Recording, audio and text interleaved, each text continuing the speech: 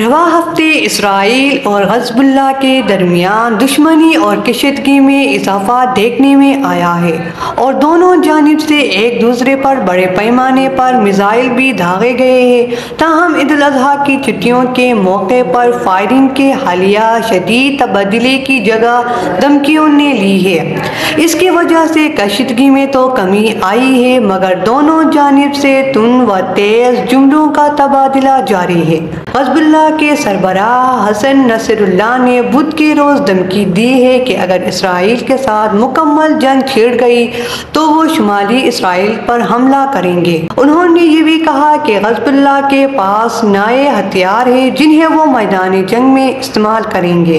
تاہم ان کا یہ بھی کہنا تھا کہ ان کا گروپ اسرائیل کے ساتھ مکمل جنگ نہیں چاہتا اور وہ غزہ میں اپنے اتحادی حماس کی حمایت کے لیے مداخلت کر رہے ہیں۔ منگل کے روز حزب اللہ نے شمالی اسرائیل کے شہر حفیہ کی ڈرون فوٹیج جاری کی جس میں اہم فوجی اور شہری مقامات کی نشاندہی کی گئی ہے۔ اسے اسرائیل کے لیے ایک دھمکی کے طور پر دیکھا جا رہا ہے کہ وہ تنازع میں اضافہ نہ کرے، بصورت دیگر خفیہ پر ایک مہلک حملہ ممکنہ طور پر ایک نئے محاذ جنگ کو جنم دے سکتا ہے۔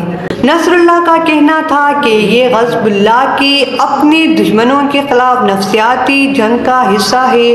ویڈیو کے سامنے آنے کے بعد چند گھنٹوں کے بعد اسرائیل کے وزیر خارجہ اسرائیلی کٹس نے کہا کہ ان کی حکومت حزب اللہ اور لبنان کے خلاف قوانین میں تبادلے کے فیصلے کے بہت قریب ہے۔ اسرائیل وزیر خارجہ کا کہنا تھا کہ اگر کوئی نئی مہم جوئی کرنے کی کوشش کی گئی تو حزب اللہ تباہ ہو جائے گی اور لبنان کو شدید نقصان پہنچے گا۔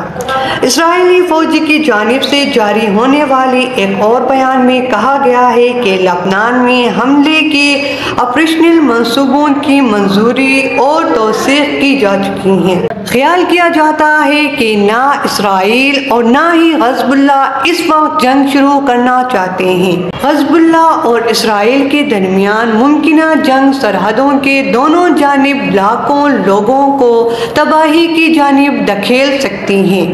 ایسی صورت میں حزب اللہ کی حمایتی ایران اور امریکہ، جو کہ اسرائیل کے کلیدی اتحاد ہے، کو بھی نہ چاہتے ہوئے اس جنگ میں کودنا پڑے گا۔